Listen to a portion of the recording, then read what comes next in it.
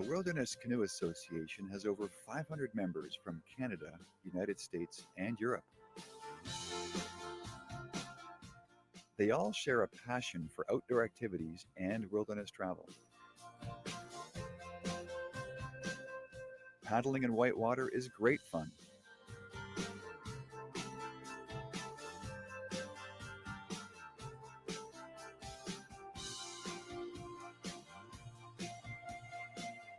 Most members choose moderate canoe trips in any number of scenic locations throughout North America.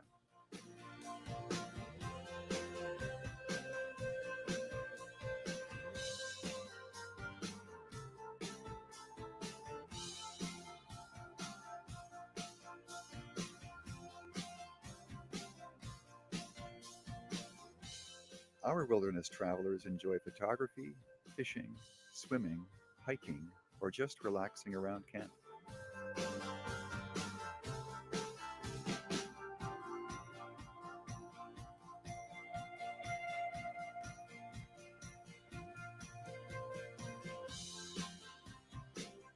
Friendly teamwork is a common theme in all of our activities.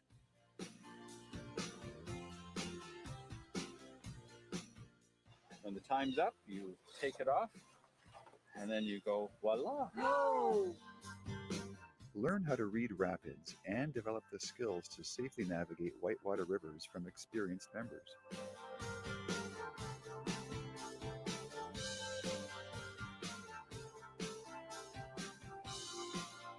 So I'm an intermediate whitewater canoeist and learning, lots to learn. I've not done many trips, and so part of the attraction of WCA for us is to have access to people who are doing trips and get to be a part of that network. It's always been my dream to canoe this, the Bloodvein River. The Wilderness Canoe Association linked me up with a group of people with the knowledge and the experience to plan for a long trip. 16 days, lots of white water, and lots of technical skills to learn. It's been an amazing experience.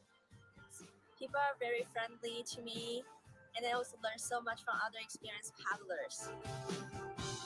We share valuable information in our quarterly journal. Membership offers many benefits. My CCR connects you to people and information to plan your next trip. World-class adventurers share their knowledge at the annual Wilderness and Canoe Symposium. The Wilderness Canoe Association supports Mountain Equipment Co-op, Toronto and Region Conservation, Toronto Outdoor Adventure Show, and other events.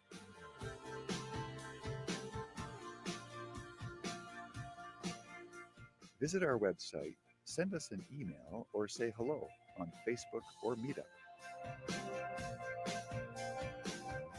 The Wilderness Canoe Association is a great way to enjoy adventure travel with others. Join us today.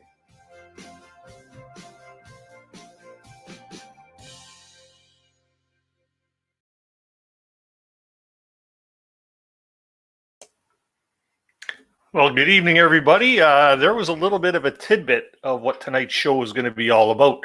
Welcome to episode number 36 of Canoehound's Outdoor Adventure Show. I am Dennis, your host, also known as Canoehound. Hope everybody's having a great week. I know the weather's been pretty nice, and the government is finally starting to open things up a little bit, so we could start slowly getting back into the normal life that we're used to living. I know there's still a lot of restrictions, but it's nice to know that the doors are opening up, especially with the announcement of the backcountry Crown land being opened up and stuff like that for for a little bit of backcountry travel. If anybody gets out there, have fun, but please do remain safe. Anyways, Canoehound's Outdoor Adventure Show is a show that's geared towards bringing you all closer to the great outdoors. And of course, we like hosting the people that you like to watch on YouTube and topics that you all obviously enjoy. And that's probably the reason you're here tonight. To those of you that might be new to the live stream tonight, thank you very much for popping in and watching in on the show. We have a very interesting show here on, obviously, the WCA. And we will be having a couple of the board members on to tell you a little bit more about it and to maybe put the put together a few of the pieces of the puzzle that you might not be aware of as far as WCA and their relationship with a very popular website called My CCR, which has been one of my canoe planning tools for many, many years. I'm always on that site and I'm always looking and reading trip logs and stuff, but we'll get into that in a little while. As you know, we're here live 7 p.m. every Tuesday evening. We're probably going to be winding it down for the season here. We're probably going to go till about the end of the month with live shows, and then we'll move into season 2 come September. So you'll all be out playing anyways on Tuesday nights with the nice weather. So, like, you know, just remember and keep us on the calendar for September. But we've got a few more good shows coming up. And speaking of good shows, next week, June the 9th, we have Kevin Ride from the YouTube channel Kevin Outdoors. I see Kevin is actually in the chat there. How you doing, Kevin? Looking forward to the show with you next week. And that's going to be a fun one. And I already mentioned about the parks are starting to open and stuff like that. So that's all cool. For those of you that have new sweet canoe rides that you're looking to go have some fun in, or a kayak, or maybe some new hiking shoes, get out there, enjoy it, and use them well. Wear those things out. If you have the opportunity right now while the chat's populating and the live stream is populating up here, please try and share this out on any of your social media, whether it's Facebook, Twitter, Instagram, maybe even the community page of your YouTube channel if you have one, just to get more people in here, because tonight's topic is very interesting, and I'm sure you'll all leave here tonight with a little more knowledge as to something that is very, very, very good for the paddling community. Let's put it that way. And as you know, I love to hear your feedback. So after this show is done, and you know, the whole comment section down below the video screen there comes live, please do leave me a comment. I really like to read those comments, and it helps me put together new shows and things like that. So your input is really important to the show, and it really means a lot. So that's a great thing. Also, I mentioned a couple of weeks back there that we started the YouTube memberships for Canoehound Adventures, and you'll see down below the screen here, you'll see a join button. If you get a chance at any time, click on that and see what you can do to get some insider information into the show, some added perks by becoming a member. It helps support the channel big time, pays for memberships for things like StreamYard and things like that. So it really helps, and it just helps support the channel, and it's greatly appreciated. And speaking of that, I just want to welcome some of our new members within the last week, including one tonight. And we'll start with our newbie tonight there, Doug Clayland. Thank you very much for becoming a member tonight. It's much appreciated. Thank you for your support. We have Derek Lapointe. We have Get Her Done Granny, and Dan Schultz Outdoors they're all set up at the day tripper level. And then, of course, at the solo tripper level, we have a good friend of mine, Sty North. So thank you very much, everybody, for your support of the channel. It's greatly, greatly appreciated. I know I said that a lot, but it's because I mean it. And I just want to do a quick shout out. We have a bunch of people in the live chat that are my moderators and have been my moderators for quite a long time. I just want to say that I always overlook you guys, and I really want to say thank you very much for the work that you guys doing and keeping the chat going straight. You know who you are. Many of you I communicate with on a frequent basis, whether it's on Facebook or through your channels or something. Thank you very much. Without your help, everybody, my moderators, I got some of the best moderators on YouTube, and I have to say that because you guys are. So thank you very much, and continue doing a great job.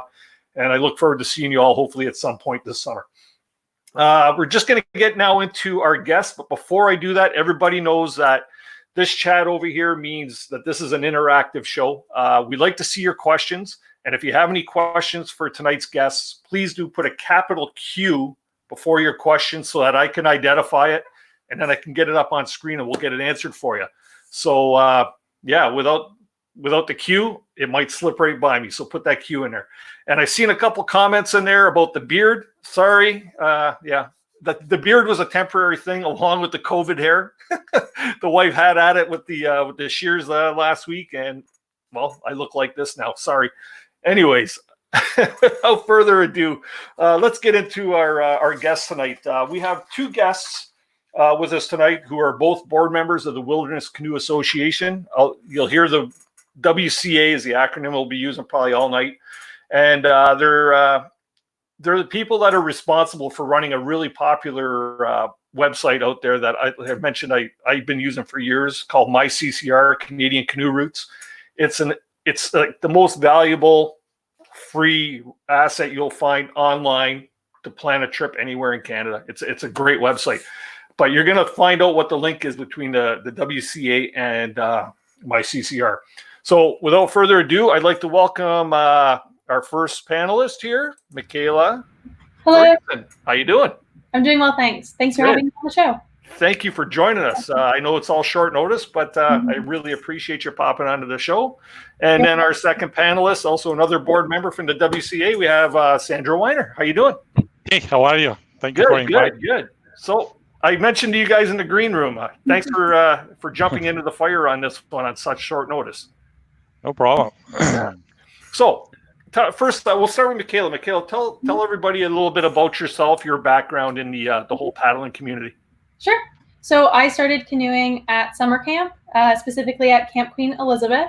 And I was a staff there for 3 summers, and then also did a summer at Pinecrest teaching kids to do long wilderness canoe trips. So a lot of 2-week and 4-week trips.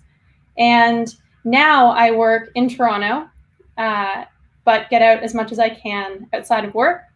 And on the side, I run an outdoor adventure blog. I see actually some of the people in the comments here I chat with on Instagram. So hello, nice to see you. And yeah, I just try and get outside as much as possible and hope that other people can as well. Are you a canoe paddler or a kayaker? Oh, canoe. Canoe? Oh, canoe. And Sandra, tell us a little about yourself too. Hey, I'm Sandra. I started paddling not a long time ago. I started paddling more or less 6 years ago by mistake. I'm originally from Europe, from Portugal, and I moved 6 years ago to Canada. And I was a really good climber and trekking and hiking in Europe and the Alps and Chamonix and the Pyrenees. And then when I moved to Canada, I just decided, well, I lost the track, at least in Ontario. I don't have almost anything to do. And for mistake, I was trying to organize a hike in Lac Loche in Killarney. I decided I don't have time to do all Lac Loche. I need to figure out how to cross half the Lac Loche. Oh, maybe I can rent a boat, a canoe. I find a person who can paddle, because I don't know anything about paddling. And I figured out, okay, I found a person, and I met with the person, some emails. Okay, I want to do half Lac Loche. I want to cross the lake, but you know how to paddle. I don't know anything about paddling.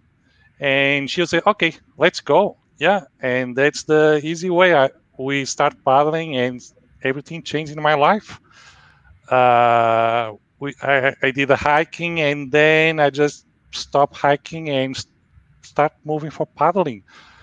And the first year I was a little bit lost. I had to find more people for paddling, and then I joined to another club for hiking, and then that person just grabbed me and talked about WCA. What is WCA? Oh, it's a canoe club. It's like the oldest canoe club in Canada.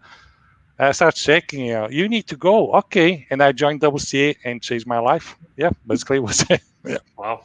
It's amazing the power of a paddle, how it can change a person. You know what I mean? Like until a person actually sits their behind into a canoe or a kayak or some sort of paddling device, and they get out there and, they see all the beauty around them and the birds chirping away or whatever it is, how it really frees up the soul. You know what I mean? It gives you that feeling of a big. Exactly. I started paddling.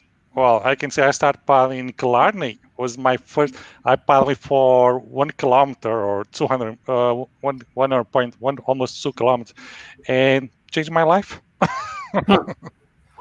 Awesome. And what actually got you into it, Michaela? Well, I started canoeing at camp. Yeah. And I did my first long trip as a 2-week trip in Temagami when I was 15, and I actually hated it and said, I don't understand why anyone would want to spend any prolonged period in a tent. So many bugs, so much rain. But then in the time since that trip, I found myself really missing it. So I got back into it when I was a staff member. And just really enjoyed taking kids on camping trips.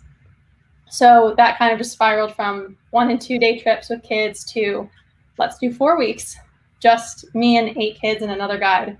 So that's, I guess, how I got into it. Cool. So now you're both board members on the WCA. And I'll be quite honest with you. Before, like about a month ago, I was never aware of the WCA, and being a person who frequents the My CCR, I've always seen it in the top right corner, but it just never really sank in, right? And that's I think one of the issues that we're going to try and alleviate tonight is to bring more awareness to the WCA and what the WCA is. So, who wants to tell us what is the WCA? Wow, you can start, Michaela. Okay.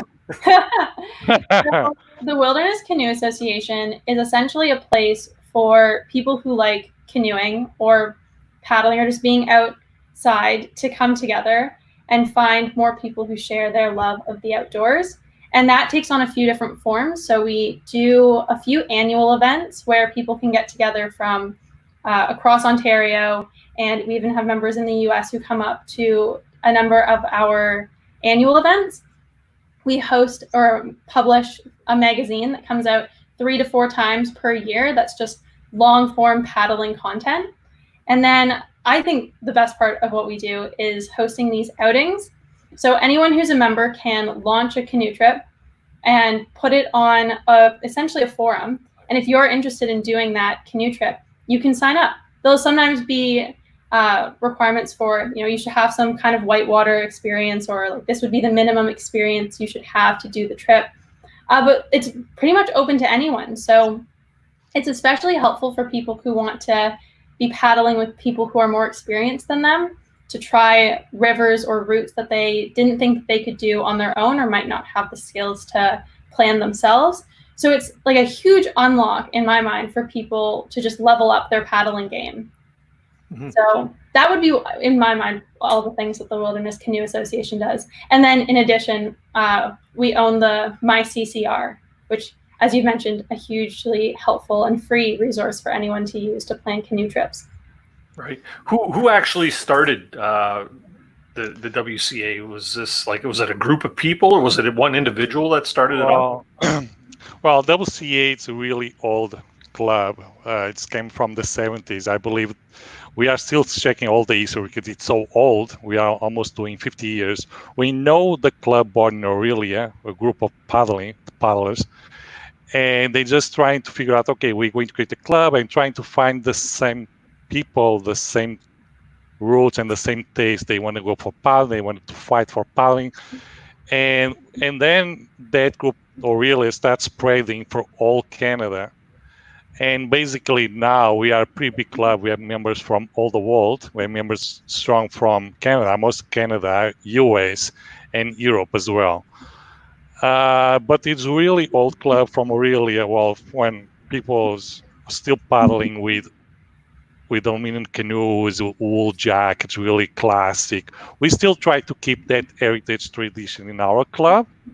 Mm-hmm. But we just feel now it's changing a little bit because it's material, it's new people in the club. The older people stop doing stuff and new people is replacing. The club is always changing. Lately, we are pretty strong club. I think we are one of the biggest paddling organizations in Canada. We have the magazine, the Nastagan. It's a magazine we issue 4 times a year with histories, with advice, with a lot of stuff paddling. I can show. I have one magazine I don't know if you guys can see.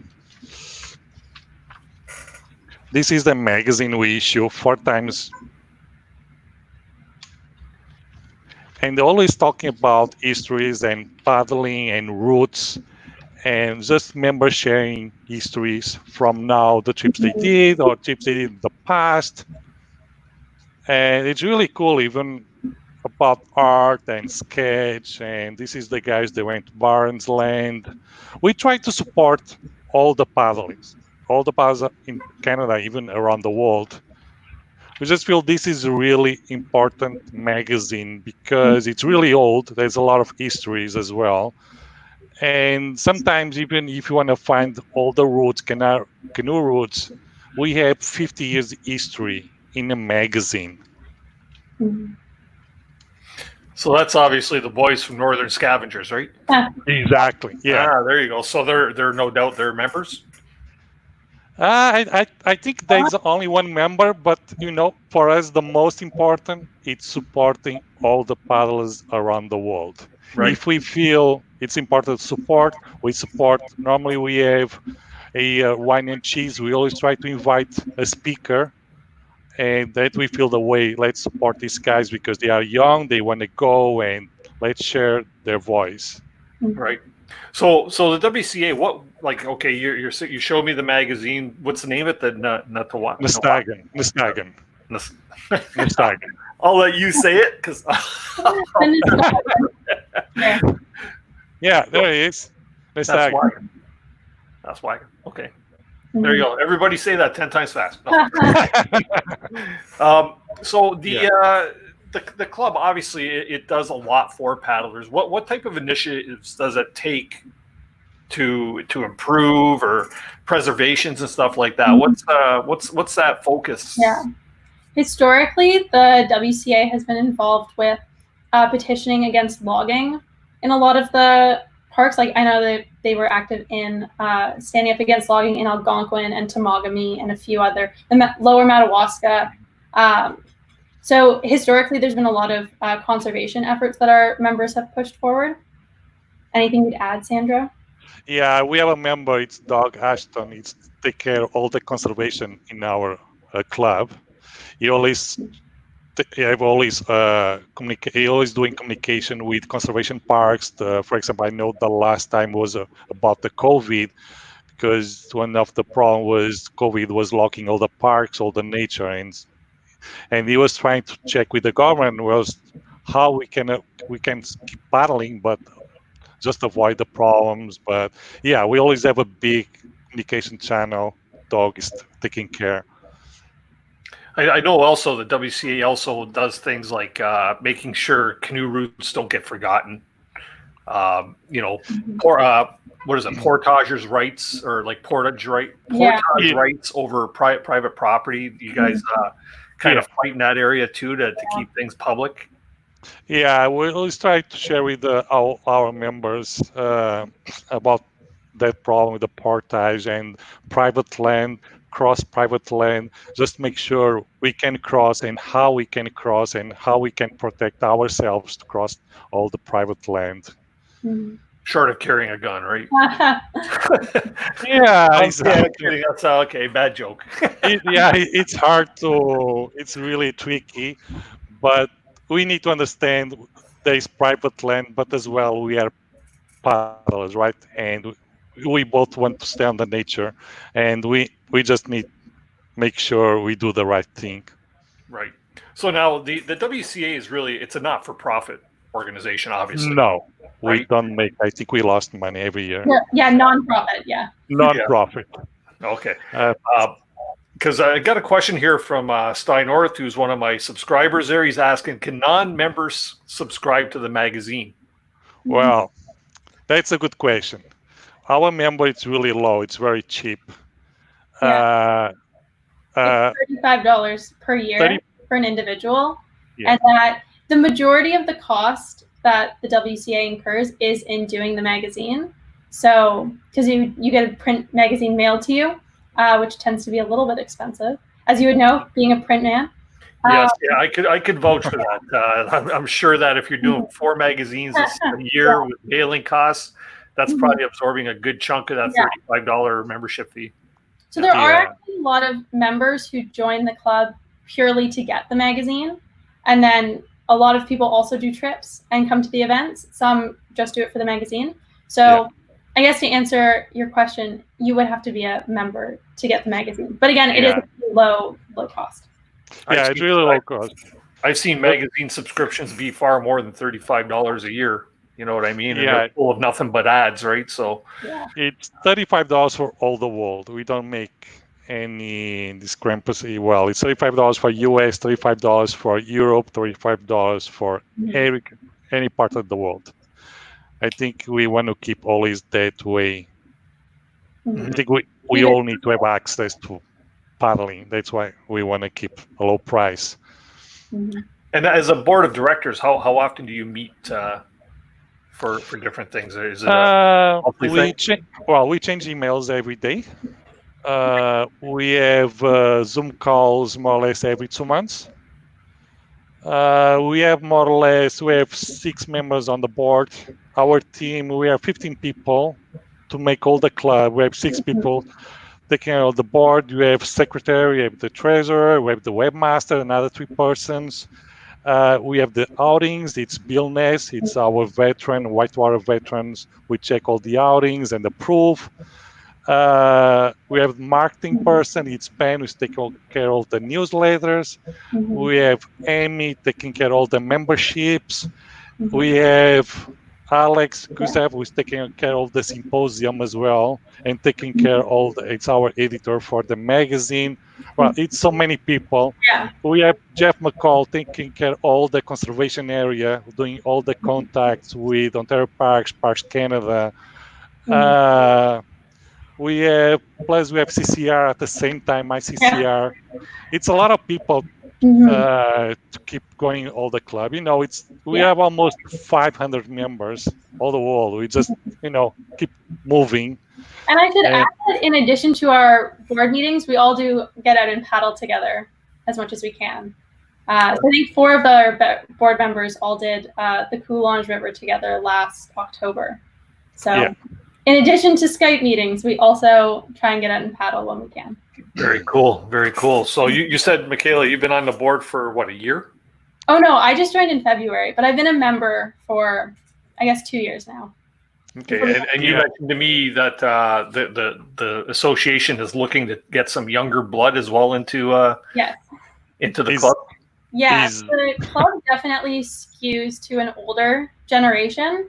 And I think a big concern that some of the older members have is that they have all this knowledge and experience and stories that are going to get lost unless we get more young members in the club.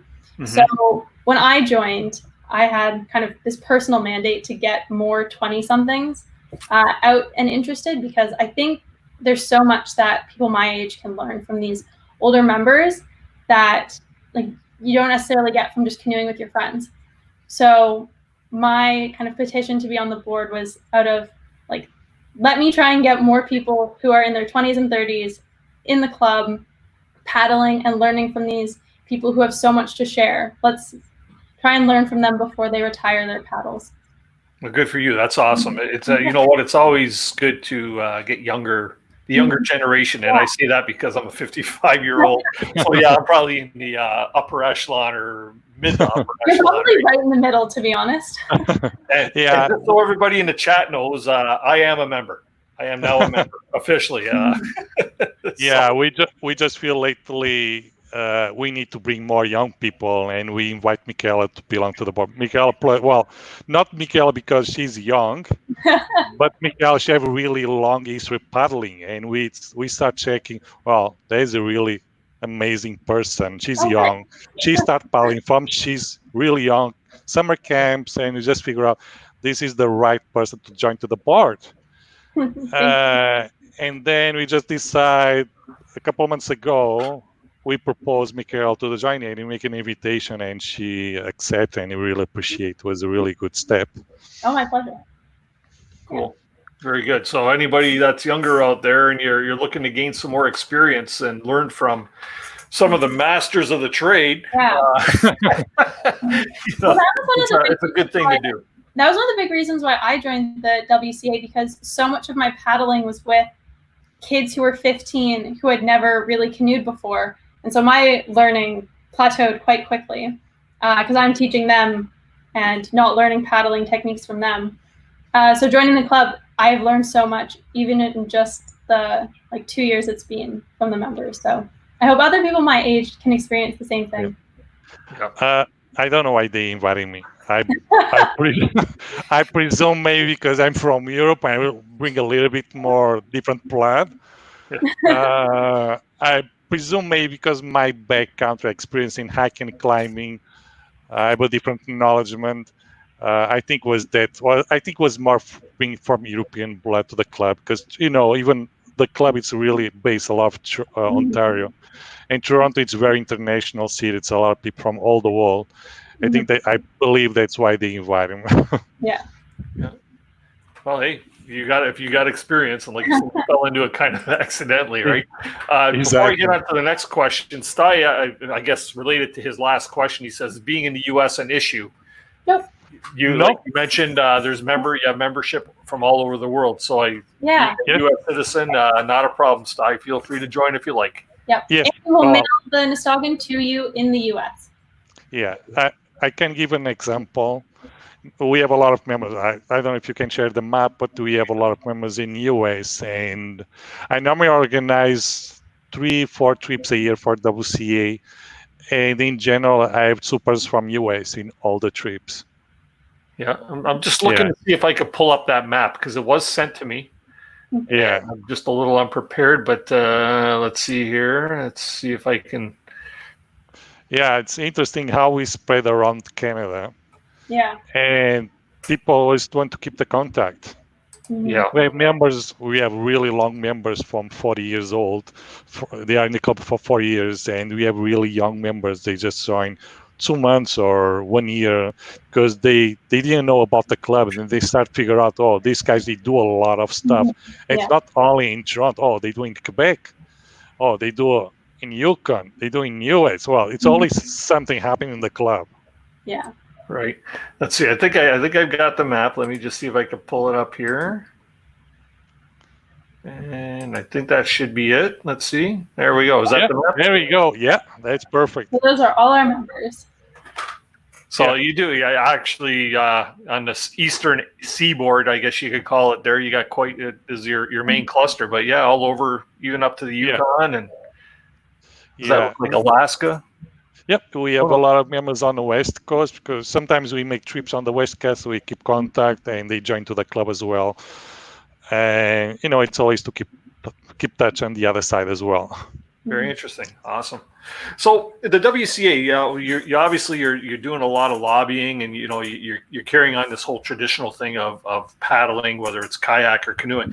What can you say are some accomplishments over the 50-year period that the WCA has are there some milestone things that you could say, yeah, that happened because of this or because of us?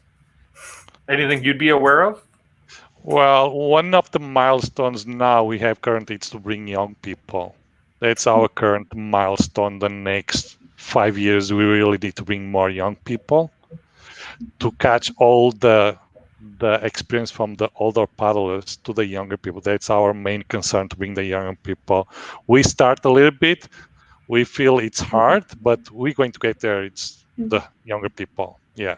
Yeah. Cool. I think since the club started, it has grown a lot. And I think some of the big accomplishments that I don't know if the WCA would ever take, they definitely wouldn't take sole credit for any of these things, but there were a lot of lobbying efforts done against, I think, as I said before, logging in Algonquin and Temagami, and then the protection of waterways such as the French, Spanish, and Madawaska River. So would never take sole credit for those things, but I think that's something that the club members at the time would have said was a pretty big accomplishment. Right. Just a strong voice, right? Yeah. Yeah. Spread the voice. Member-driven voice that comes in that could only help a cause for sure. Yeah. Right. Exactly. If you take a look what say the Friends of Temagami are fighting right now with the whole Solus Wildlands and Wolf Lake area, things of that sort, the more voices that are there to be heard, the better, or the more things that can become accomplished. So yeah, exactly. That's good. So what other things does the WCA actually offer to membership? So like $35, you're getting 4 magazines. Let's see. Well, it's so much stuff. You pay $35 a year. You have last year we have 50 outings. We have more or less 3 outings for 3 trips for months. We have the free magazine 4 times a year. We have workshops. Yeah, the wine and cheese event. That's a fun one. Yeah, we just have a workshop we just have a workshop last week, 4 hours workshop about navigation and wilderness tripping with GPS, compass, Google Earth, OZ Explorer, all the software. It was pretty interesting. What do we have more to offer? One of the ways we support My CCR as well. We own My CCR, and your membership as well support My CCR. I think we have, I remind the outings are the biggest thing that I think people can take away from it. Like, even if you're the most experienced paddler or the least experienced paddler, like the club, like it's members themselves who put out these, say, launch a trip, and we launched 50 trips last year, and they're open to anyone. Flat water, whitewater, single day, up to 10 weeks, and it's just perfect especially if there are people who are maybe watching this and thinking, like, I've done a lot of flat water paddling, but have never really tried whitewater. Like, we do or host a weekend at Palmer Rapids to teach people whitewater skills. They can join a novice river that someone's launching. So I think the outings are the most important part for me personally. Like, that's the part that I get the most excited about, and like just a great place for people to connect with other paddlers. Yep. Yeah, for example, we have really interesting last year. We have a couple, they have zero experience in paddling. They just rent a canoe, and I think they just paddle for one or two times in their life. And one of the members was launching a trip, and the guy, they said, well, we don't have any experience. And the member, okay, I'm going to your home, we pack everything, and you're going for the weekend. And our member went to the couple house, and they organized everything, and they went for a weekend.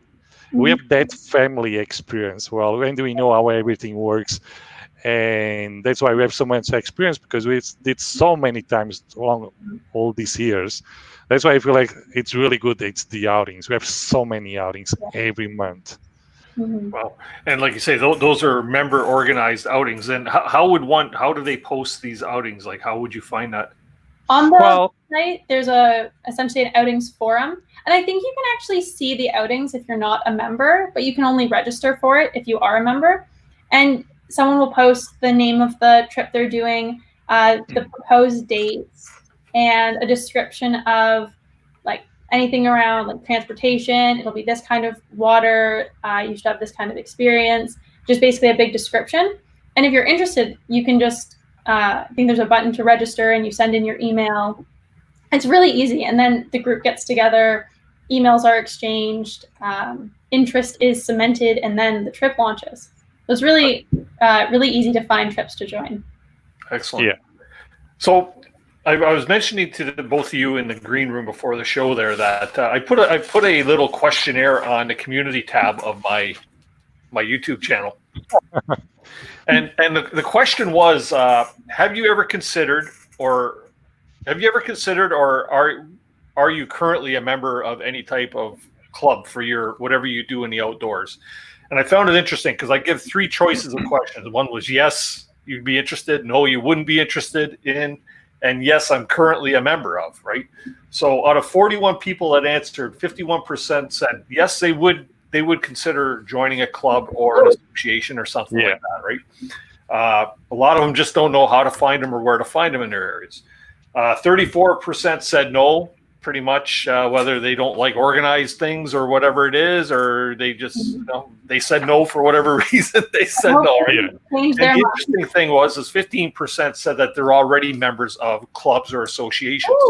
So I think that's pretty good, given the amount of paddlers and people out there. And there are numerous canoe clubs and paddling clubs and organizations out there that are in, say, for instance, a city region or just a short area. And the fact that people want to participate in that stuff, I think, is a good thing. In general, our season, we start paddling normally in April, sometimes early in March. I think last year we paddled the credit in March with a lot of snow as well. And we have more or less 15 paddlers doing all the credit. We normally start paddling March, April with all the white water. That we make the warm up for the summer, for the big trips. Normally we paddle the credit, the more Palm Rapids. It's a little bit warm up the spring, and then if we're going to the summer, we make the big trips. For example, we're going to Yukon, Snake, 3 weeks trips, 4 months trips. We have everything, and then we have on summer, the long weekend on summer. Normally, our master veteran in whitewater, Bill Ness, organized in Palm Rapids the whitewater weekend, and we have like 4 days paddling Palm Rapids, and he's teaching and sharing all the knowledge for whitewater, and you learn a lot. And then we start expanding a little bit now, more with the fall season. We start paddling. I start paddling Des Moines and Noir and Coulanges in October. We still feel it's really good levels to paddling. And we finish more or less the season in November. And because after it starts snowing, and up north, well, all the ice, everything starts going. But we start the season very early and we close very late. Right. So when besides being a member, when people put together these outings or these seminars or these teaching opportunities, are there any other fees involved with No, with that? 0 fees. You don't pay. You just pay $35. Well, if you do an outing, like the outing is funded by the group that goes on the outing. So there is a little bit of a cost there. And I think, if I'm remembering correctly, one of the events, Sandra, is it the wine and cheese event? There is a cost to. I think it's like $40 for the event. But besides that, everything is within that $35. All the workshops, all the any kind of In general, you have the wine and cheese. You pay more or less $40. You always bring a speaker. That's it, just to support the speaker. And then we have our fall meeting. Last year was on the Gull in Minden. We organize a dinner, and we're going for hiking, or if you want to go for the Gulls, we have an instructor to teach a little bit whitewater. Yes, that's our biggest meetings, the club meetings. Cool. Very cool. So what is it that you guys can do to actually bring more awareness to the WCA? As I mentioned, like I said, I've been using My CCR, which we're going to get into the My CCR here in a minute, because everybody in this chat pretty much knows the value of that. I've seen some comments floating through, but where was I going with that question? Geez, I threw myself off track. I think for me, the biggest problem, for example, My CCR, you have a library. You have access to so much stuff. You can talk with paddlers from all the world. You have access to maps. You have access to routes updated. You can talk. Even you can sell gear. You can buy gear. And we just feel My CCR is so important. We need to WCA really needs to support My CCR, and we keep supporting for the rest of until so far we are okay and supporting. Yeah, I seen Brad Jennings is in the chat, and he mentioned that My CCR is basically an invaluable resource, right? Because you guys have history, maps, historic maps on there, and you have all kinds of forums on there where people can get on there and chat about specific canoe routes or ask questions about it and actually get answers. That's the one thing I thought was pretty cool is when I put questions out there that I actually I have received answers. You know what I mean? From other members. Yeah, of course, there's some money we need to put on My CCR every year because for the maintenance we have a server and there's always a cost associated to My CCR, but we just feel it's so important to keep My CCR. And actually on the My CCR website you can see an archive of all of the old Muskogans. So once the magazine goes out to all the members and then some time passes and it goes up on My CCR. I don't know if 2019 is up there, but definitely older years you can go through and actually read through the old magazines and the old trip reports there as well. So I don't know if people who use My CCR necessarily aware of that. It's a little hard to find in the navigation bar, but it's also a really good resource. Yeah. You know what? I'm going to take a quick little poll here. I just want to see. I'll do this often in my shows. If you're familiar with My CCR, the website and forum, put a number 1 in the chat. If you're not familiar, you've never heard of it, put a number 2. I just want to see what percentage of people out there are actually using it or have heard of it, or anything like that. Like I say, to me, it's when I'm planning a trip, it's one of the first resources I'll actually go to, aside from maybe a Kevin Callan book or a Wilson book or something like that, right? But because I personally never belonged to any clubs or anything, my research is different, and my CCR is the resource that I would use to find different things, Mm-hmm. And it's pretty neat because if you go into the map area there, and it's broken up into, your regions, you got your far north, your all your different basins and stuff like that. And you can actually put in there because it'll tell you how many days a trip is. And you can read. Usually I find a lot of the logs that people will put in there, they're not up to date logs. So you could run into something like 10 years old. But it's kind of nice because that's actually a history of the trip. And, it's going to be a little different when you get out there. So, yeah, we always have a lot of tracks. We always keep tracks for different trips. We know it's really old website, but we still feel it's strong and it doesn't need a lot of updates so far. There's some small tweaks, but we just feel so far it's good for the paddling community. Yeah.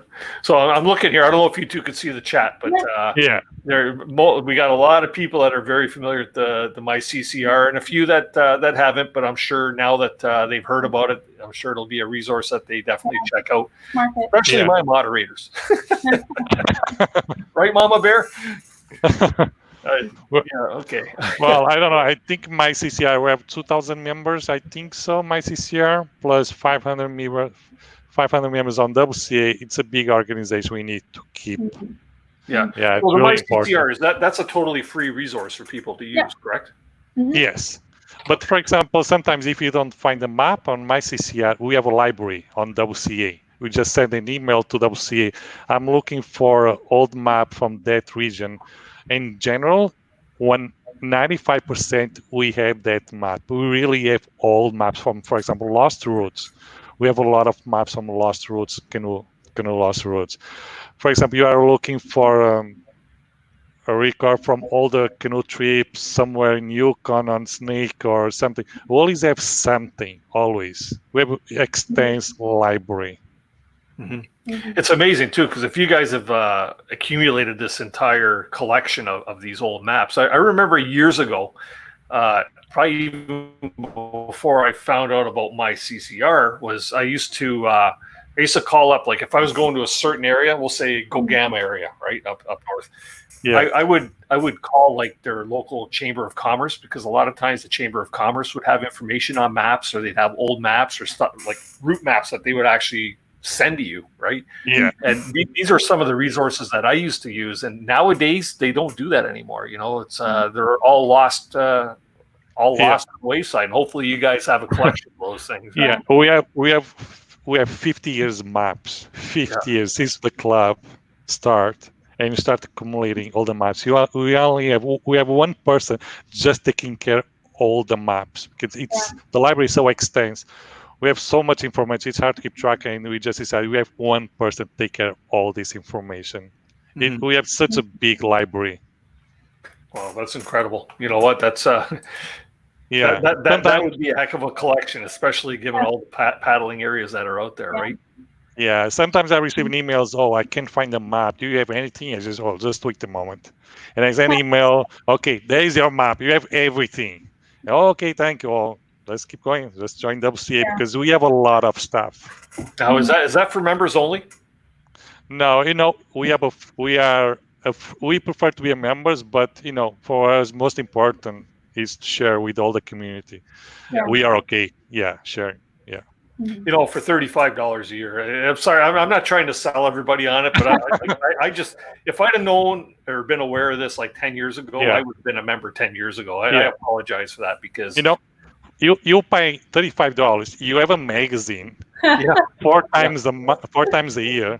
Yeah. You have 3 trips a month. You have workshops. You have a really big community. We have the fall meeting. We have the wine and cheese. It's so much stuff for $35. Well, when you're going for lunch, sometimes you just pay much more. And you pay only one time. Yeah. Now, you guys also put out a symposium, do you not? Yeah, we put the symposium. We support them with the symposium. Can you tell us a bit about that? Yeah, most of the symposium, everything's organized by the members. Alex is the strong organizer for the symposium, and it's the editor for the magazine. And we try to support as much as possible. We feel it's really important to support the symposium because it's coming speakers from all the world, and we just feel we keep the history from Alex Hall, bring all the paddling histories from a long time ago. We just feel we really like to support the symposium. Mm-hmm. Yeah, the symposium is a great way to just hear from other paddlers. There are a lot of speakers that come in. The last symposium was my first time going, and there were just tons of really interesting speakers, both from people who are more traditional speakers, like you've probably heard them before, like quite well known in the paddling industry, and then also speakers who are members who just did a really cool trip or have a really cool story to share. So there's a little bit of everything. It's a really fun 2 days. And where does that take place and when? It is in, I want to say February. Yeah. And the last one was just in York or North Toronto. Yeah, York University. Mm-hmm. Yeah. Yeah. And normally it's a weekend. We start on Friday and we finish on Saturday. And in general, we have like 500 or 600 people on the symposium. Mm-hmm. And it's good because even we have these speakers come from all the world. And then we stop for lunch and we gathering outside. Plus, we have a flea market for books. We have books everywhere. Yeah. We open the doors there's like breaks in the morning on the symposium, and we are selling books, like old books, maps, everything. Yeah. It's pretty good. Very cool. Yeah. And you have vendors there as well? Yeah, we have vendors. One of the biggest vendors is the Canoe Museum as well. They provide, this year was a lot of books. Yeah, we have like 4 or 5 tables full of books. Yeah. We have long tables. Yeah. We have books from really old books until the last books. Yeah, you never know what's going to show up. Yeah. I grab a lot of money. I just buy a lot of books. It's the best time to buy paddling books, old books, like lost books. That's the perfect location. You will never find a place with so many paddling books. Yeah. That's good. Yeah. Jeez. Anywhere in the world.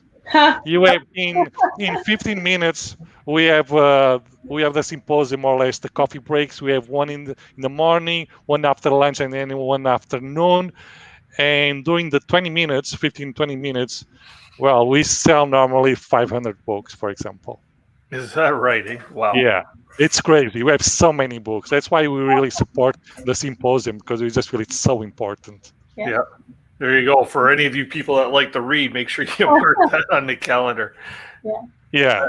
It's funny. I know even I started going to the symposium the last 5 years, and I met a rafting guy from Colorado, and it's interesting. Every year we go for lunch, and we start sharing histories. And I met that guy on the symposium, and he's just inviting, do you want to go for Colorado for rafting? And it's really old guy, really classic heritage style. And I really like to go to the symposium because it's so good to see all this paddling community and listening all these histories. It's so nice. Mm-hmm. So I seen a question. I was like probably back towards the beginning of the show there, and I thought it was an interesting question. I wanted to try and fit it in here somewhere. So I'm going to ask, somebody who says that they're a new member to the WCA was asking about what effect does this whole COVID thing have on what's going on with the club right now? How is it affecting, obviously the social gatherings and stuff like that? Well, obviously we need the first thing we need to make sure everyone is safe, right? We just decide the rivers, they stay there, they don't move. The lakes, they stay there, they don't move. We just prefer wait and slow down Yeah. and make sure we are all safe. And next year or end of the year, we can go paddling Yeah. for safe. Yeah. So definitely outings are on pause for June. And then depending on what the province decides with regulations around the number of people you can have on a trip. I think right now it's 5 people, which is a pretty odd number to have for a paddling. I know, right? Yeah. So if that changes, for instance, to be 10 members by July, then there might be something different, and some people might decide that it's an appropriate time to do outings again. But in the meantime, Sandra hosted an awesome virtual workshop on navigation. So we're looking at doing some more virtual workshops, and just trying to, provide some resources while we can, even though it's virtual. Encourage people to get out on their own. We just don't want to be doing any big events right now. I don't think that our 2 really big events like the Wine and Cheese or the Fall Gathering will likely run, just because that's a lot of people. Probably won't be allowed to. So things are a little. No, we're figuring it out. But we can still provide value to people in just a different form. Yeah, we just feel the safety is the most important. Yeah. And just we just decided, okay, let's slow down, make sure we are healthy on June or August. We don't know yet. And let's reverse the process. Let's increase the people's skills doing workshops on the beginning of the year. Until now, we just did a workshop, and next week there's another workshop. Increase people's skills, and then June, July, or August, we don't know yet. People have more skills and they can paddle safer. Mm-hmm. So you found a way to adapt, obviously, if you're doing like an online forum for the navigation. Can you tell us a little bit about that? Because I'm sure we never seen it. Luckily, I have some good experience in navigation and maps and compass, and because I was doing a lot of navigation in Europe, hiking, climbing, done some big climbs, and when I moved to Canada, I just said, okay, I need to learn a little bit more, because everything in Ontario is very flat, and below the tree line there's not a lot of reference points, and I started learning how to navigate in these waters. And I decided, okay, let's time to share my knowledge with WCA, and I did a workshop of navigation. It was almost 4 hours workshop. I start explain how to keep safe everything about how to organize the group, the workshops, briefings in the morning, how to read whitewater, river rescue, how to use software, how to use GPS, what's the best option if you want to bring a phone, or if you want to bring your Garmin, or if you want to bring your Spot or InReach, what's the best option. And then I start talking about software. There's a lot of softwares now about navigation. The biggest one is Gaia. I still use Google Earth Pro. And I start to explain to our memberships, sharing a screen, going to Google Earth, you can do this and this. I start to explain how works the waypoints, what's the difference from Garmin Basecamp, what's the difference from the other Garmin softwares, how to import maps to your GPS, how to export maps from the GPS to another software. There's a lot of back and forth. I know it's not easy. That's why it takes almost 4 hours. That's a lot of information. Mm-hmm. But it's interesting. I just received a feedback after all the emails, or can you explain a little bit more? But I just feel we did the right job. I feel we reach a lot of people. They don't have the knowledge about navigation, how to prepare trips. Mm-hmm. And then for us was the most important, share the knowledge, because after that, 30 people on summer, they can organize trips. They feel more safer because they know all the knowledge about navigation. And after this COVID-19, we are all free and ready to go. We start pumping all the trips again. Yeah. I organized a trip for Cascapédy River in Quebec, And unfortunately, we just decided it was not safe, and we canceled. And so far, we slowed down a little bit for the COVID-19. But we just feel with the workshops, it's a really good balance. Mhm. Rivers and lakes, they're still there. They can wait, and we just staying home for a couple of more weeks, and then we're going for paddling.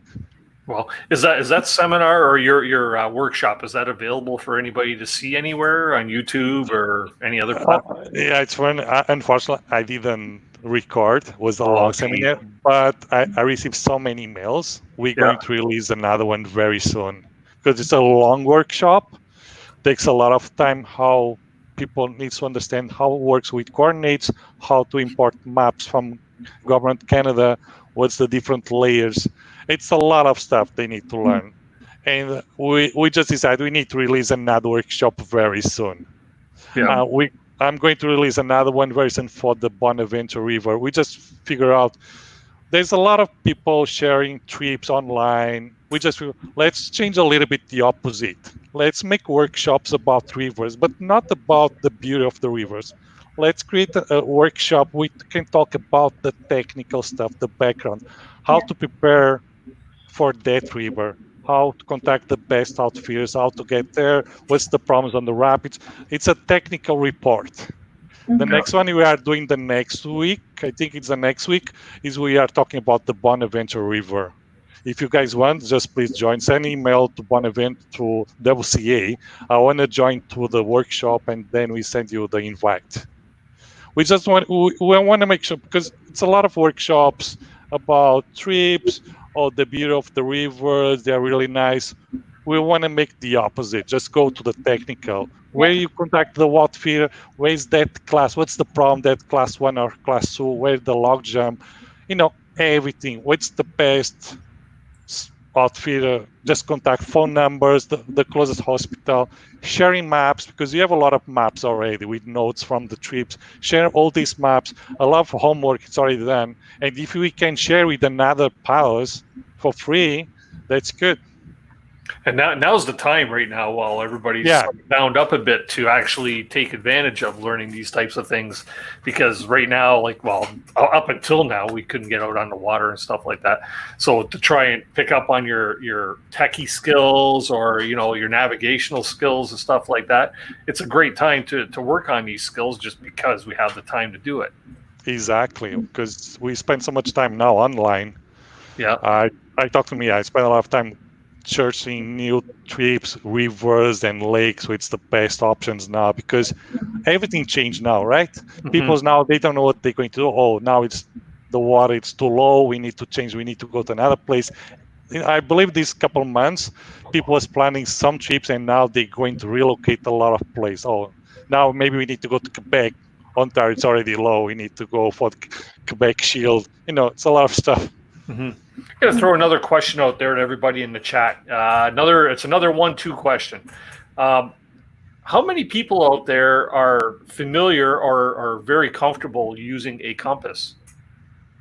Wow. That, you know what? You'll be surprised, I bet you, how many number 2s you're going to see. So if you're very comfortable with a compass or know how to use one, put a number 1. If you need to brush up on your skills, number 2.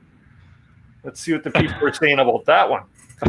I receive a lot of we receive a lot of comments from those. What's the best option?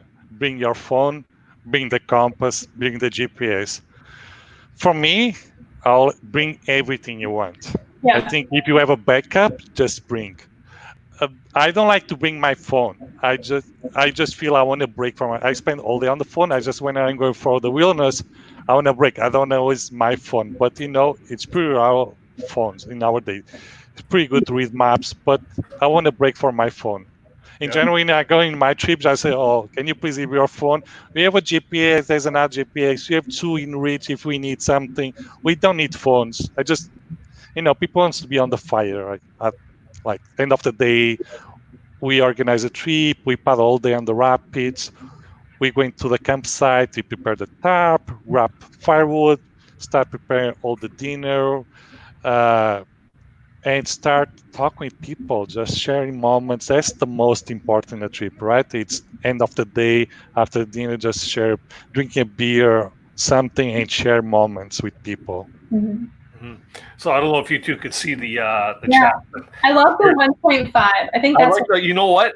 I'm a 1.5 guy, and the reason being I'm a 1.5 guy is because I learned all my skills back when I was younger with a compass and stuff like that. But I probably lost most of the stuff, like trying to remember how to set declination and all that stuff, just because I don't navigate by compass. I usually I put the map in front of me and it's in the direction that I'm going, and I'm very good at identifying landscape, right? Yeah, when I was doing a lot of lake paddling, the compass was super crucial. But ever since I started doing rivers, like, can't just follow the river. And I think I'm just rusty now. Like, I haven't used the compass in ages. Yeah, but it's funny when you are doing a WCA trip. Most of the people have 30 years experience paddling. They know everything.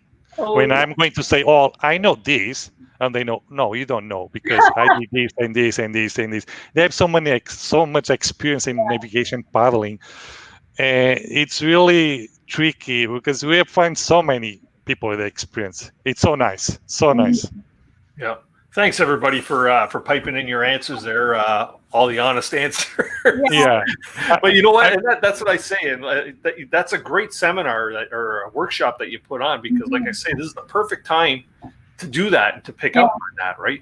I really wish I had seen it. I was checking a comment for Camper 69. GPS shows where you are, but until you move, you don't tell which way to go. That's not true. You can project a waypoint with the distance on your GPS, say the meters, and you have the direction. You just need to change the way for the compass in your Garmin, and you point right away in the direction you want. There's a lot of small tricks on the GPS. A lot of people, they don't know. I just feel that's why it's so important to go for these workshops WCA is showing now. Because a lot of people buy equipment. Oh, I have a GPS, but in general, people don't use how to use a GPS. Oh, in Reach, there's so many options in Reach. People don't know how to use an Reach. Oh, there's a push button. Something goes wrong, they know there's the push button. But there's so many options on Garmin's. People don't know. It's so easy to navigate. Because I do a lot of as well on snowshoeing in winter. And we use a lot of as well a compass and the GPS. It's really important. I think because I keep tracking all year, I train all year. When you get back on the streets on summer, I'm okay because we train almost all year. Sorry, you're just answering chat there. Yeah, you know what? So I should do maybe a show one time on teaching this stuff. Maybe we'll do a special show on this just to teach people how to properly navigate using the different tools. Yeah. We've been brainstorming what kind of workshops people would like to see. So if I can speak directly to the people in the chat, if there's a specific skill or workshop that you would be interested in watching, like, please comment below, because we are always looking for more ideas of things that we can find our very experienced members and have them teach to people. So comment if you want to leave a comment. You can put it in the chat here or after the video, even, because it'll stay there forever. Is basically drop a comment in the comment section below after the replay becomes available, and then exactly. The WCA members can actually go on there and they can check that out. Or even better still, for $35, become a member of the WCA and have at your disposal all these resources. Yeah, you have the magazine. All worth $35. Yeah.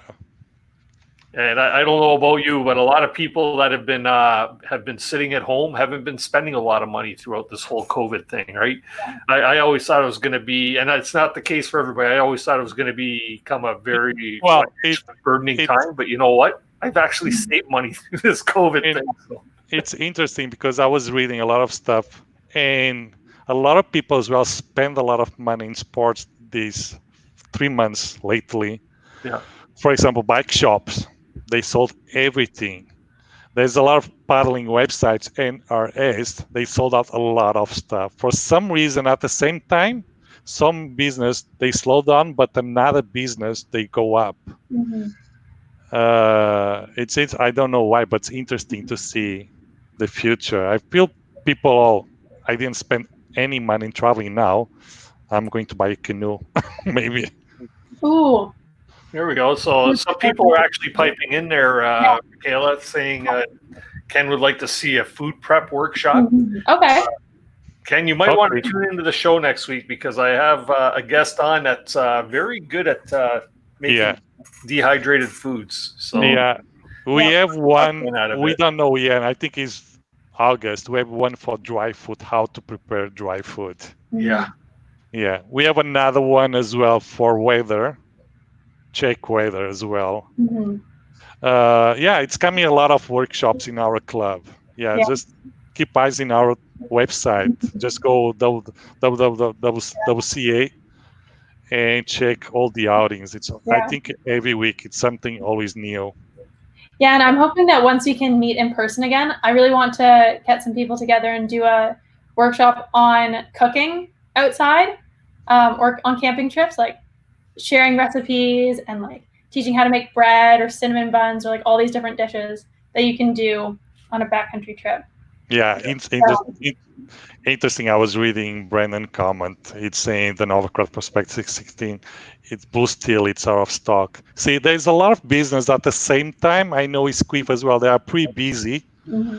I believe people, they didn't spend money in traveling. Now they are spending a lot of money in paddling gear and waiting for the green light and boom, big trips. Mm-hmm. Yep.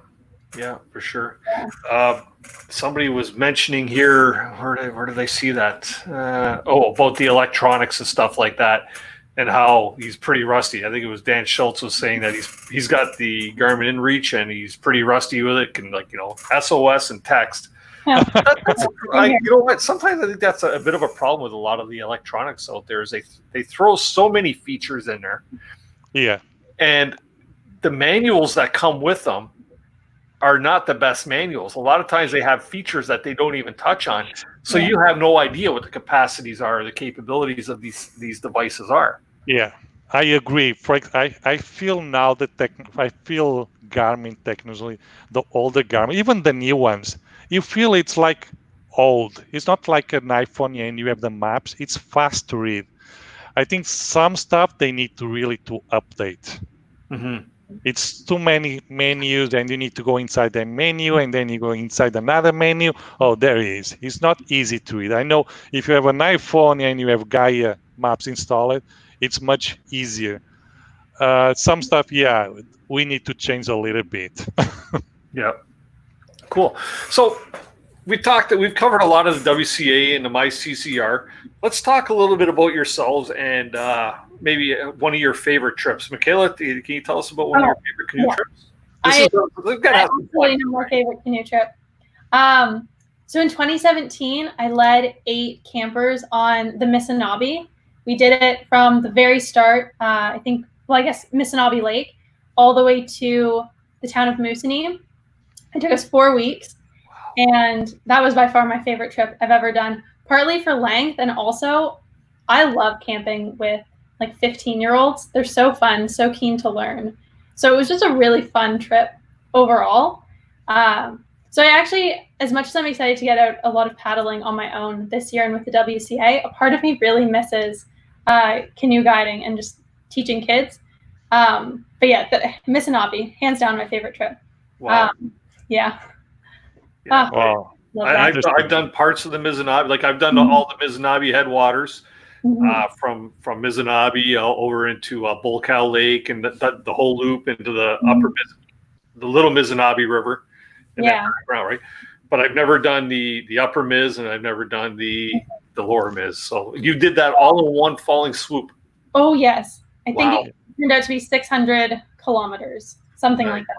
Yeah.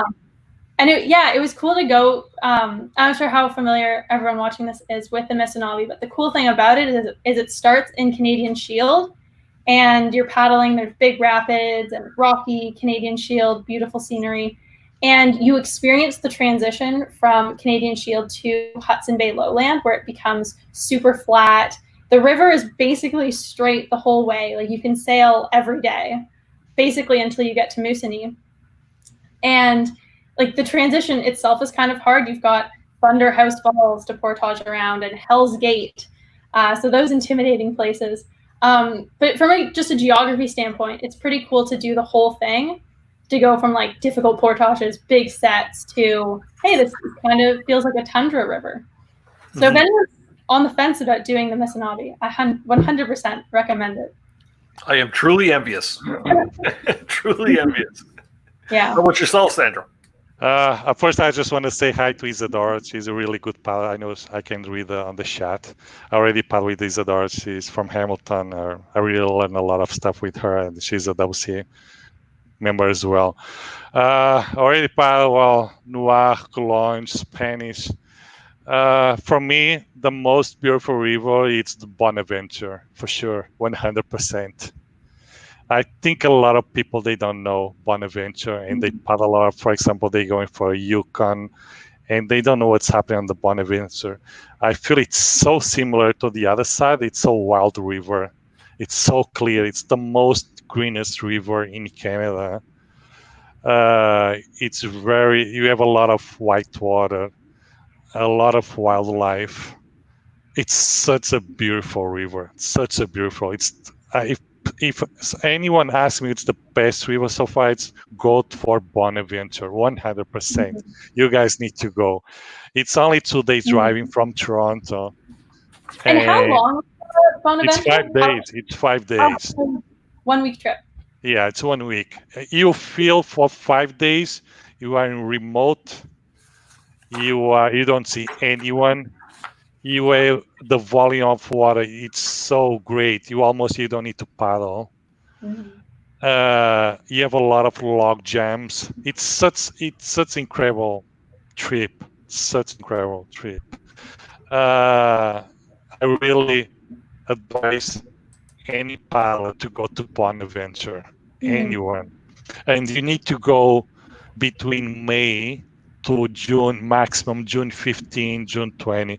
And when the river is running around 25 cubic meter per second, it's the perfect level you want to go. After June, you need to go a little bit lower, but you need to go in May and June. It's a great river. I have to look that up, maybe do a little research on it. Yeah. Brad there is saying that, indeed, it's a great river. So it's a great river. I did a lot of a lot of hiking in Europe. But for me, since I moved to Canada, well, I'm going to BCA more or less 2 or 3 times a year for hiking. But for paddling, for me, it's Bonaventure. But I don't have almost any experience in paddling. Well, I just moved 6 years ago to Canada, but I started paddling right away. I started paddling rivers, and I switched right away I started paddling lakes, and I don't know, that's not for me, lakes. I want to go for rivers. And I started learning a lot with our veterans, for example, Bill Nace. He have really good experience in whitewater. It's one of the seniors in our club. What's the class for Bonaventure? Class 2, and there's one class 3, but there's a portage if you need. The last time we did the class 3, well, we flip almost everyone, but was pretty good class 3. You just swim a little bit, but in general it's class 1, class 2, and some drops class 3, but it's pretty easy, pretty safe. It's drop and pull. Something goes wrong here, right away you pull. The first 5 kilometers, it's pretty volume. It's really narrow current. The biggest problem with the Bonaventure is the log jams, but it's pretty safe. You can go, no problem. It's pretty wild river. Just go. But I just feel the rivers, for me, it's the most beautiful. It's for me, I don't know, it's coming the next bend, and it's what's coming. Oh, there's another whitewater, another rapid, boom, and you can go. You around every corner, right? Exactly. That's why I really like rivers. And I started paddling with all these masters from WCA, these veteran guys. They have so much experience. I learned so much with the guys. I went to MKC as well, taking whitewater course. I took more with paddle co-op as well. And then I took as well the 4 days river rescue, the Boreal, just to learn a little bit more how it works in river rescue if something goes wrong. I try every year, learn a little bit, taking a course, I don't know, whitewater rescue or navigation, just increase your paddling skills, right? There's some stuff you really need to take a course from Madawaska or Paddle Co-op. They are pretty good taking course. And I think it's really good every year. Just go there, make an upgrade. Yeah. Wow. Cool. We got a question here from Brandon Diaz. He's asking, have any of you done any paddling in the States? If so, what was your favorite? I haven't done paddling in the U.S. I didn't paddle. We have a lot of members on the border. I never paddle. I know close to the border there's a lot of whitewater, more for solo, but we never cross the border. Mm-hmm. But we have 2 or 3 members from US. They are in last year on my trips on the Colombia and the Noir, and they told me they're going to organize soon for US. Because we have a lot of members, they cross the border from US, they came to paddle with us. And we just figured out, well, you guys on the other side, you guys know everything, just start organizing for us. And they promise, oh, maybe this year or next year, we're going to post something on WCA. We feel it's really important. Yeah, I'll throw this out to you there, Brandon. I went to the Buffalo Outdoor Hunting Sports Show or whatever, and I went there for the sole purpose of trying to find destinations to paddle in Western New York or something like that, and I was unable to find anything, like something that's remote. I know there's a lot of like urban paddling opportunities, but I'm looking for something in New York State that is sort of out there, backwoodsy. Maybe a few people here and there, but not the urban type of thing. So if you know of anything, please drop me an email there at canoehound@gmail.com. I'd love to hear what you might have to say about it. So yeah, exactly. I was in Vermont on winter, and there's a lot of paddling rivers there. There's a lot of stuff happening there as well, and it's not far from Ontario. Mm-hmm. So, Michaela, since you've been on the board or a member of the WCA, have you actually organized any trips or any events like that? No, I haven't actually. No? Anything planned for the future, hopefully? Yeah. Oh, of planning my own trip? Yes. Probably not this year, COVID considering. Mm-hmm. So I am currently scheduled to be on 2 different trips, so really hoping those will go through. One of them is a trip that Sandra's launching on the Des Moines River, and the other is on the Moisey. So really hoping those go through. And I think next year I would really like to launch a trip of my own. Actually, I've lately been thinking about the Bonaventure because you've been, Sandra, talking about it so much. You sold it, Sandra. Yeah. I would really like to do an Arctic river. So I think I would launch it with the WCA and try and find someone who has done some Arctic paddling before. Like I've spent some time in Nunavut, but I wasn't paddling, and I feel comfortable with my skills on like the Ontario rivers, but adding that whole, like, you're even more remote. It's even more, it's even less predictable. I'm hoping to launch a trip there next year, and then hopefully get some experienced members who can kind of level up my game. Yeah, I wouldn't want to do one of those trips on my own. So that's my hope for next year. When an event like that is put together, how many people typically do you set limits? Obviously, because you're paddling ground land for the most part. Is it you set a limit like we need 3 paddlers for this event? Yeah, often you'll see people say like minimum 2 boats, maximum 5 boats. Mm-hmm. Though the person who's launching the trip usually dictates that. Like for instance, for the Moisey, they only want 3 boats ideally, so a pretty small group. But it kind of just comes down to whatever the person who's launching the trip is interested in. But they tend to be pretty small. Yeah. We try to follow Paddle Canada and Orca rules, right? They normally maximum going for 4 or 5 boats, depends of the trip. We just figure out 4, it's a good number for boats. 5 boats takes a little bit more time, depends of the river and depends a lot of stuff. The problem when you have a big group, we just figure out takes a lot of time scouting portage. Sometimes we just figure out when we have 10 people in a river scouting rapids. If you have 10 people checking, sometimes it takes 45 minutes. People discuss and checking, or where I'm going left or right. And in a big trip, at the end, it's a lot of time. And sometimes we need to reduce the people. Another problem as well, when you have 10 people or 8 people, you need a really big fire pit. For example, we paddle a lot fall, October, November. It's already cold. And when you have 10 or 8 people, you need to make a really big fire, right? Mm-hmm. You need to put a lot of logs, and you need more or less like a 60-inch, maybe, or bigger fire pit. Mm-hmm. And plus all the food.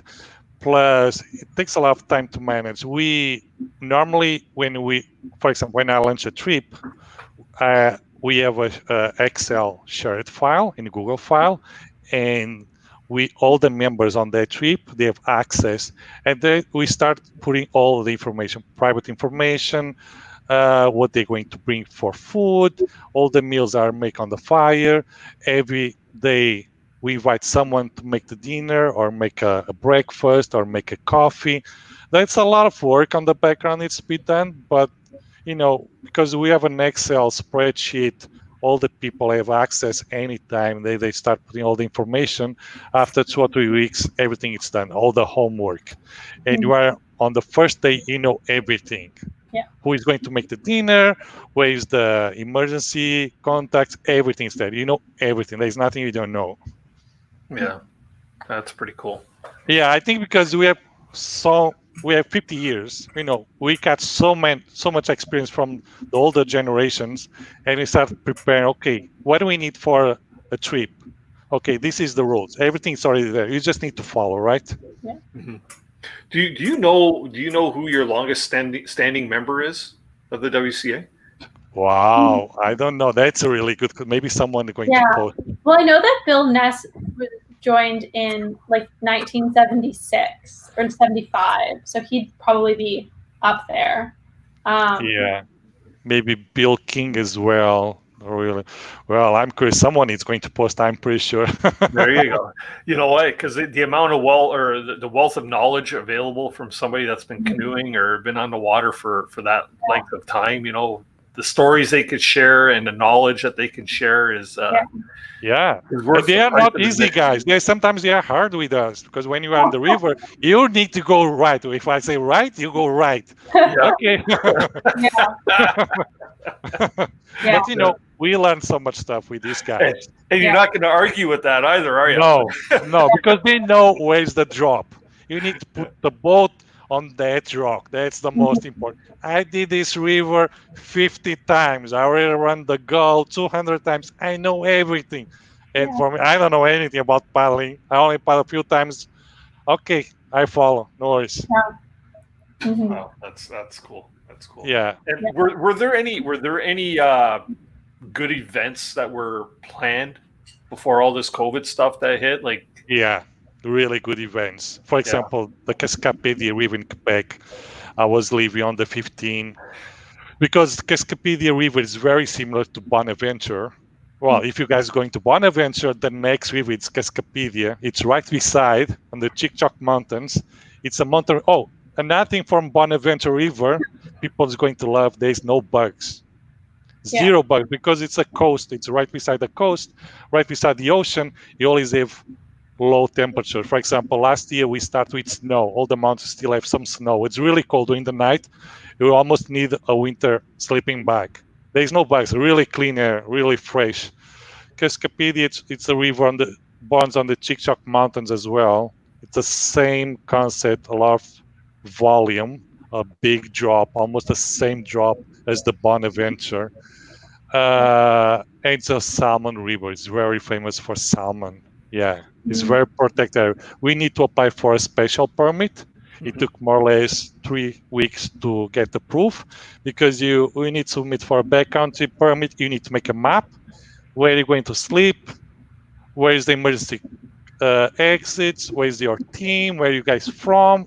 You need to make a lot of stuff. You need to send the PDFs with all the information, with the maps, everything. And then it was a lot back and forth with the park range from the SPAC, and then they approved. Because there's a lot of caribou as well on that area. And there's a little bit concern. They don't like people paddling and people going for camping on that area. And it was a lot back and forth. And then at the end, okay, they approve and you guys can go. And unfortunately, WCA just decide to move to next year because we just feel it was not safe to cross the borders yet. And we have families. And we just said, okay, they don't move, they stay there, and next year we can go again. Mm-hmm. Oh, we just got word from Gary, our chair of our board. Sandy Richardson is the longest member. How many years? Yeah. Yeah, Gary. How many years, Gary? Oops, wrong one. Let's click this one here. How many years? We'll wait for him to reply. Yeah. So you Sandra, you mentioned about families as well. The key word there. So are I know family memberships are available. Are there many families that are actually members of? We have a lot of families with kids. If you have a family, normally we pay $35, and if you have a family, it's $45. You just feel you don't need to pay for each person in your family. We just prefer pay $45, and you can bring all your family, your wife and your kids. So Gary Atman it's our chairman, it's our president from the club. He's doing a really good job. I'm really proud to know Gary. Gary as well belongs to another club as well, Five Winds Ski Club. And I crossed with Gary in another club, and he told you need to move for WCA. This was like almost 6 years ago, and fortunately I moved, and I'm happy to meet Gary. Thank you, Gary. Gee, Gary, there's room on panel here. If you'd like to pop on up for a few minutes, I could drop you the link. Be more than happy to.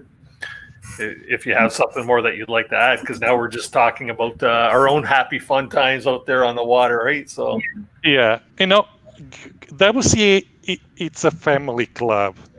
We have all the extreme guys as well going for paddling solo, but at the end of the day, when you go for paddling, we just feel the most important. We paddle the rivers, the lakes. We do all the stuff. We tip the boats. We rescue the boats. We break boats. And this will end of the day, it's beyond the fire, sharing histories with all the people from different places. That's the most important. Yeah. Can definitely feel like canoeing is like you're a little bit isolated. You're with your group. You're on trip, but definitely being part of something like a wider organization, having these big events makes it feel much more like a big community, and that your trips, although they're small, are part of something much bigger. So that's a really nice thing about being part of an association. Kind of make it more connected. Yeah, it's interesting. You find people from everywhere. It's interesting. You find people from everywhere. For example, on the last trips last year, I have Mikael, we paddled together. Mm-hmm. We have Gary, our chairman from WCA. We have another member was bush pilot for 40 years. He'd fly all Canada. Mm-hmm. And we never know what kind of people we have on these trips. And they start sharing all the stuff. And it's, wow, so good. And they know all the place. They've been everywhere. And they start, well, you need to go to that place. We already flight. You need to go there. I'm going to send a map. Mm-hmm. And they know everything about Canada. It's so good.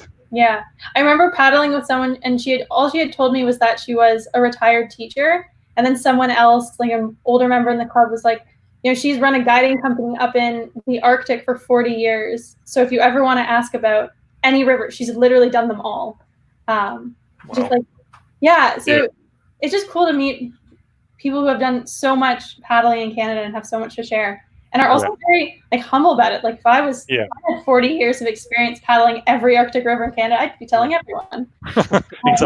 It's interesting. You as a member can post a trip, and I can bet with you after you post a trip, after 1 hour, you're going to receive an email saying, "Oh, I've been there. I have information for you. I still have maps. I can send you the maps." It's right away. That's so good, so good.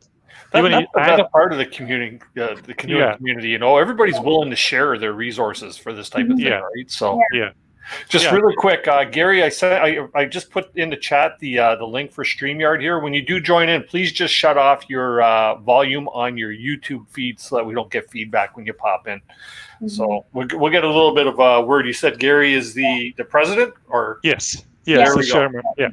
I'm sure he'll have something to add. Yeah. But while we're waiting for him to pop into the chat there, we do have a question here from Mark Paddles. Yeah. And we touched on this a little bit, but how many WCA trips ran last year approximately? And a quick rundown of locations. I think it was exactly 50, actually. No, exactly. It was 52. 52. Oh, sorry. 52. Yeah, we have 52. Even we have trips in Ontario. We have trips in Quebec. I organized two trips in Quebec, Noir and Bonaventure. We have a 2-month trip in Yukon, in Burns Land. Big Rivers. I think the Snake was done last year. Yeah, Blood Vein as well. Yeah. Yeah, and then another group that I think just Woodland Caribou. Quetico. Yeah, Woodland Caribou. Yeah, Quetico. Yeah, we have a lot of trips. Yeah. So the thing I see with this, it's a great opportunity for anybody that's an individual paddler. Yeah. And, like, say, for instance, the husband who doesn't have a wife that likes to paddle, right? So, and he doesn't have buddies. Because I've heard the story many times, it's like, yeah, I paddle by myself because none of my friends are interested in it, right? Yeah. For whatever reason. Exactly. I got involved with the WCA because I couldn't find any other, like, most of my camping friends kind of left paddling and don't really have that much of a desire to use their vacation days to go paddling. There must be people in Toronto who also want to paddle. So this is how I found them. Yeah. Well, for example, how many paddlers like me? Well, we don't have a lot of money to spend in a big trip in Yukon. We don't have money to pay an outfitting. And, well, in the club, or maybe on the club, someone is going to make the Snake. Well, we can make almost half the price. Well, it opens a lot of doors, right? Yeah. Mm-hmm. For sure. Yep. So I see Gary. We've got Gary here. Just joined us. How you doing, Gary? Nice to meet you. Hi, how you doing? Good. We're having a great evening here, I think, so far. I was listening to Michaela and Sandra with my wife on the TV, so we didn't have access to the chat. Very good. So hopefully they're doing you proud. Yeah, they are. So when you asked the question, the oldest member, I had to answer it. Yeah. Well, I'm glad you did. That's 45 years. That's quite a loyal member, and obviously he's got a passion for it, right? Yeah. So what can you tell us about the WCA that we might have missed tonight? Well, I think. Okay, sorry, I'm getting a little feedback here. Okay, you have to shut off your volume on the YouTube feed. Okay, let me turn this one up a little bit. You can only have one volume source coming have the through. technology. That would be this one here. Okay. Yeah, for example, even I think I was checking all the chat. I remember seeing Isadora. That's already on. Okay. I know Isadora organized one last year for Alaska, and she went to Alaska. Mm-hmm. Who organized that? Isadora. She posted on last year on WCA. Yeah, to go to Alaska. Okay. She organized a trip to Alaska. It means we're going for all Canada, even US. Nice. Nice. Are you still getting your Maybe feedback? I'll try here? a jack here. We'll just keep chatting, and when you're ready, give us a thumbs up. Yeah, that's a good idea. That's all right. So let's see here. I think in general we have a lot of people on the chat. We are a paddling club. The most important is trips. We all want to paddle, right? Mm-hmm. We always want to go for trips. Even if we don't have that knowledge, I want to go for Quetico. If you be a member from WCA, someone is going to Quetico, someone is going to post a trip to Quetico. It means, now I have a chance to go to Quetico. I don't have any friends. I'll send email to the guy, it's organized. Can I join? And you're going for Quetico. Yeah. Was the same with me. I have zero experience in whitewater when I moved to Canada. And I sent email for Bill Ness, was organized for Palmer Rapids. And I sent email saying, I have zero experience in canoeing. I paddled only one time, and I want to try rapids and I try river. No, And it it's doesn't seem to be working. yeah, and he reply me and say Let me yes. find come the to us and headset that join. actually works here. And I spent 4 days paddling with all these guys, and yeah, it was a click, boom, and I start paddling and never stop. Mm-hmm.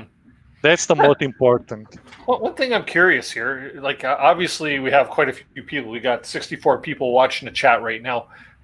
Are is anybody in the chat actually members of the WCA now currently? If you are, number one, let's see how many people that we might have. And number two, if you're a member of another association or club, just for curiosity's sake. You know, it's very common in our club being members than other clubs. For us, we don't care. It's always good to share with another clubs. For us, the most important is paddling together. Yeah. Yeah, for sure. Let's see. We got no numbers coming through here, so this is a good opportunity. That's pretty good. Right? That's a really good opportunity. It's only $35 a year. We just feel it's nothing, and what do we offer? It's so big, so big. Oh, we got some numbers coming in here now. So, yeah, we got a few ones. So we actually have a couple WCA members in here. Yeah. Power on. Yeah. Here, I'll even pipe in with that one now too. There we go. WCA is more a volunteer club, right? We do everything for volunteer. We just want to see people paddling with all the My CCR, with the Symposium. We just feel it's very important. Support the Symposium. With the fall meeting, with the wine and cheese. We always try to bring a different speaker every year for the wine and cheese. It's one of the wine and cheese is really good as well to promote the paddling. They want to share their experience as well, promote our club, but promote as well the paddler. Last year was interesting to see the guys, Alex and his team, for the Barons Land, from the Labrador trip they did. That was pretty good. Really see young people. For us, it's really the most important. It's paddling with people. Yeah. Cool. Gary, have you got your sound issue figured out? I'm getting a little bit of echo here. Okay. Well, hey, feel free to talk anyway. Yeah. So what can you tell us about the WCA that we may not have covered already? Well, it's been, for me, I've been involved 10 years now. Always at the echo here, so this is probably not working out for me. If you're getting, know what to do. If you pop out of the chat, like close out and pop back in again, but with your YouTube volume off, and maybe it'll catch back up again. That's usually the case with StreamYard. So, yeah. So what are you trying to show us there, Sandro? Yeah, We'll go full screen here. I want to try to show us a little bit our logo. Yeah. We just figured out the older logo was different, was not catching a lot of stuff, and we just figured out we need a new logo. And we just figured out there's an older logo in our club, the blue one, a long time ago. This was the first logos from WCA. And we just feel, let's bring the older heritage logo to the new one. We just feel it works so well. I hope if you guys like the new logo. Yeah. I liked it. I put it up on my thing there. How's that? Any better, Gary? Oh yeah, it works now. There we go. Awesome.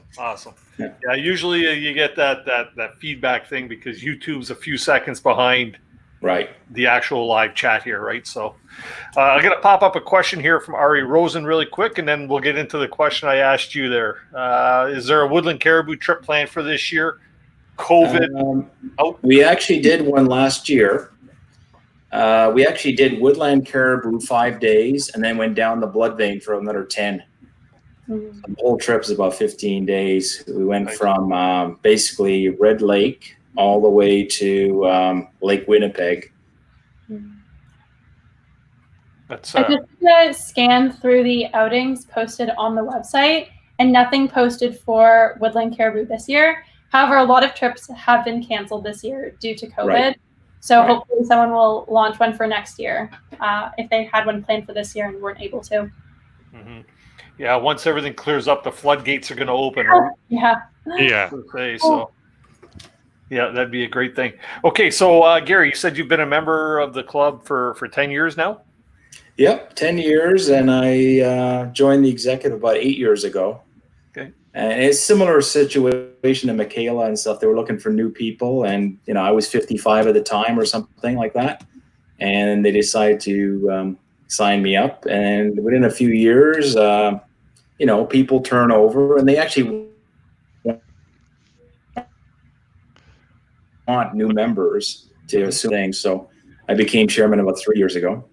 And I'm an engineer by training, so my whole mission is to try to modernize, from the snail mail to, this kind of format and websites and beyond, basically. So that was my mission, is, dragging Sandro in with his expertise, Michaela, and, trying to have a little combination of older experienced members, mid-age people, and new people. And I think it's kind of working out, because the last few years our club has been going vertical for members. We were in the 350s, and now we're in the 500s. Now COVID is the next big hiccup, but we'll see what comes out of the whole thing. We're at about 430 right now. Do you find that right now, compared to years ago, somebody had sent me like sort of a mission statement talking about like the history of the WCA, but do you find now that the trend of canoeing or paddle sports in general seems to be gaining momentum? Is there anything that indicates that? Yeah, because I know. Up and down. I've been involved with clubs, I would say the last 10 years. Before that, I was just doing my own thing with my family. So very similar to Michaela, I have an older daughter that's done all that camp stuff. She's actually going to be teamed up with my daughter on the Moisey, if that comes to fruition. Fingers crossed. So, we were kind of like always doing it as a couple, my wife and I. Then we started having kids, and then we went back to car camping for a couple years. And then car camping turned into like day trips, and then overnighters, and then week trips. So the kids, when they were 5, 6 years old, they were out there for a week, and it was just that progression. We were always out. We went back for a few years when they were in diapers, 1, 2, 3 years old.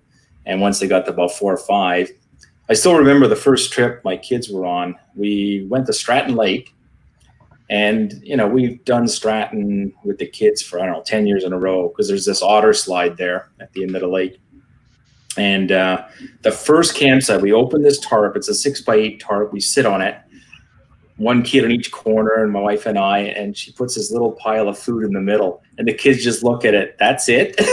And it's, it's all dehydrated stuff. So it was quite a funny thing. Then we have some bear stories and stuff like that, but it's a great experience for kids. And then all my kids are, they do stuff. My eldest does the most. My son, if I say, let's go on a trip, he'll go. And my youngest, it's a 50-50 shot, basically. But it's just to kind of pass on and give them the idea. And some people, accelerated it, and other people, sit back and say it's not for me. But I would say all my kids are pretty active. Right. What's the biggest thing that you've gotten out of the WCA over the years? Well, I think the members. And Michaela mentioned experience. What you get with older people, they have experience. They're slowing down physically, but they have a ton of experience. So in a lot of cases on a river, it's experience. It's not brute force. It's reading the rapids, and you can actually surf a wave pointing upriver and cross a river with skill. If you can see the little wave front, and you get on that wave and you traverse the river. For me, when I learned, it's just like brute force. I got to paddle like hell to get across the river. No. When somebody shows you what to do and you just mimic it, you go, wow, I saw what you did. That was fantastic. And the guy's a 65-year-old guy, 70-year-old guy. He doesn't have the strength anymore, but he has a skill. Mm-hmm. So for young people to join the club, when they go on these trips, like even weekend trips or day trips, you just mimic what an experienced guy does, and you're going to be amazed. The guy didn't do anything, but he made it right across the river, pointing upriver, Yeah. and the float's going at 5-10K an hour. It's just amazing, you know? Yeah. And Same these thing are some with of the lost, experienced people. forgotten skills, right? Like 2 weeks ago, we had Yeah. Stephen Coots, who's in the chat tonight. He was on talking about the lost art of canoe polling, right? And it tweaked a lot of interest amongst a lot of people because a lot of people, they're again not aware of it, right? A lot of people, as you said, Gary, get into canoes and they think it's all got to be brute force, right? Yeah.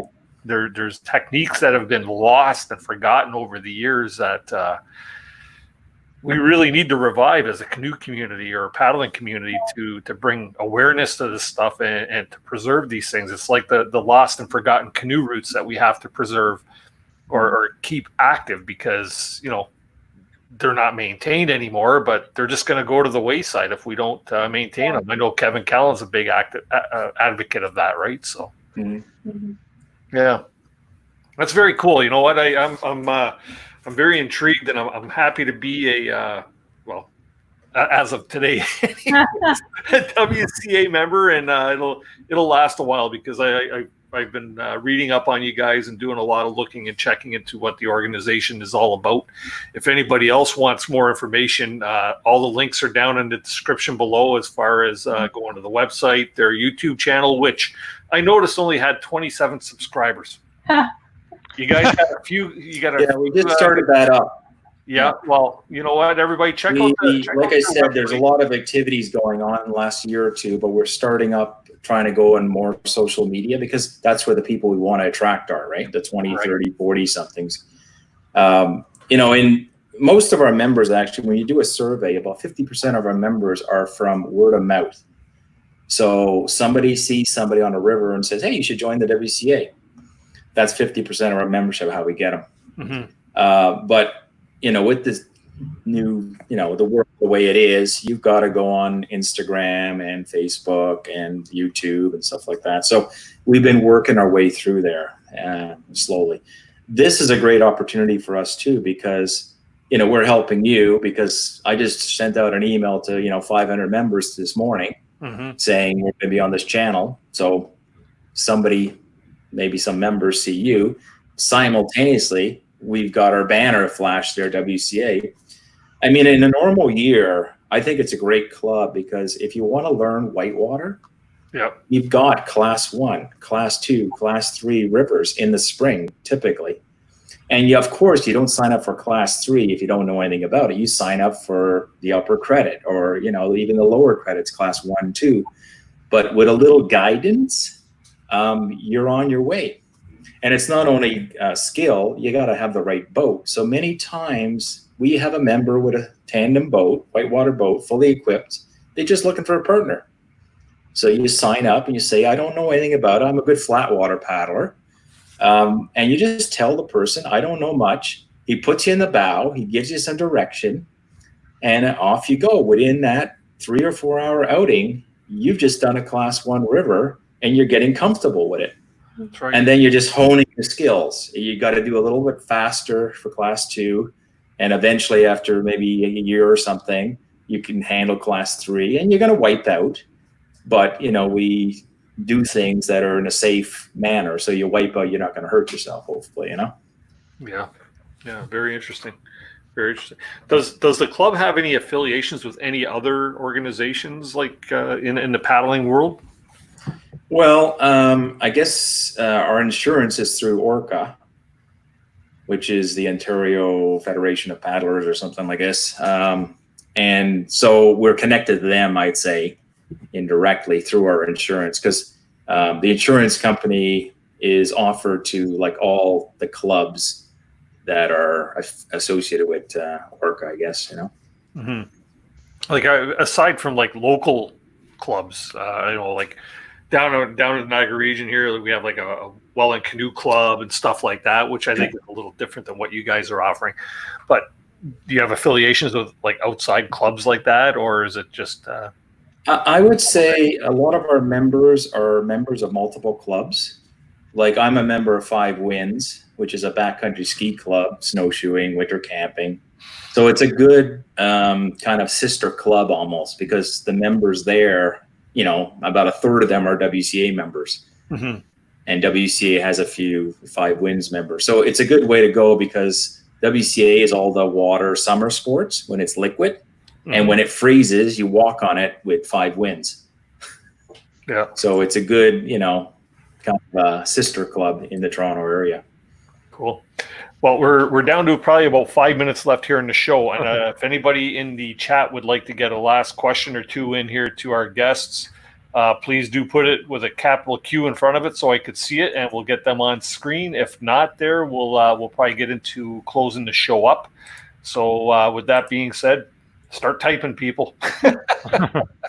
Have you, any of you have anything else more that you'd like to add that people need to know about this WCA and My CCR and all the benefits it has to offer? Well, I guess, you know, we kind of updated the My CCR site to, you know, to actually state WCA owns it and operates it, and actually the people behind the scenes are running it. Marilyn's our main driver, and, you know, she does a lot of work on it to, you know, keep the forums active and organized and whatever. A lot of it is just members' input. It's free to input. It's free to take out information. But we did kind of put a thing there saying, you know, ideally try to join the WCA so we actually get the money so we can pay for the server to keep the site going, you know? Yeah. There's always every year or two, you have to upgrade a module in the software or something, because it's 10-year-old technology on these sites, you know? They were all developed, CCR was developed in 2007 and WCA in 2010. So, you know, 10 years gone by, you keep patching it, it keeps getting upgraded, but eventually you gotta, you know, ask somebody in the software world, can you upgrade it? And it costs a couple $1,000 for every upgrade, of course, you know? So there's always money flowing in and out, and we're trying to always break even. Some years we go negative, some years we make some money, but at the end of the day, we're trying to break even on all these things. And we want to offer that free service to Canadians, US people that are using us. Even Europeans are using it because they come to Canada for the northern trips. So they're using all that information. And, you know, we're trying to offer it for free, and we haven't changed that policy yet. So, yeah. And I'll tell you, how many visitors to the My CCR site do you figure you get on a monthly basis? Marilyn would know that. I know we have, when you sign up and you type in a username, we have 12,000 people plus right now. Mm-hmm. Now that is over the course of, I don't know, 12 years. So, you know, you got people that signed up 10 years ago, they're gone somewhere, but actively there's probably 1,000, you know, actively, you know, right, using it. That's pretty good. Like I said, and it is such a wealth of information. I thank you guys for having that as a paddler. I appreciate it by leaps and bounds. That's for sure. Yeah, thank you for everything, for inviting us. So it's pretty good this moment. Hope you guys can join WCA. It's really a good club. We have a lot of outings, a lot of trips. If you feel you don't have a partner for Aquatic or for the Snake, I'm pretty sure on WCA you'll see someone. Yeah. Mm-hmm. There you go. So, guys, like I say, this by all means on my end was not a sell type of show, but something that I really wanted to learn a lot more about, and I find it very beneficial. Thank you very much to you four for popping on the panel tonight and discussing, sharing your stories and your expertise and your knowledge about the WCA. With that being said, we're probably going to draw to an end here on the show just because we're at that 2-hour mark. So for anybody in the chat that may be interested in the WCA or more of what they have to offer, please do check out their website. As I mentioned, it's all down below in the description.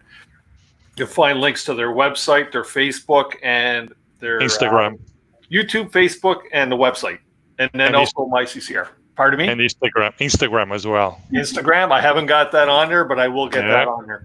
So that's all great. Any closing statements from anybody? Well, I'd like to thank you for the opportunity.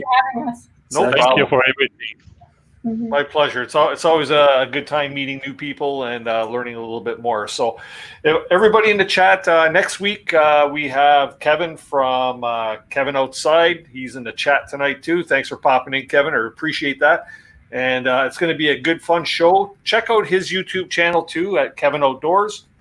I believe, yeah, Kevin Outdoors, and check out some of his videos there. He's got all kinds of great, knowledgeable how-tos and how to food dehydrating and trips, and he's got like a lot of videos. Get on there and check him out, and get yourself prepared for next week's show, so you'll have lots of questions for him. And if you haven't already done so, please do hit that subscribe button below. It obviously helps my channel grow.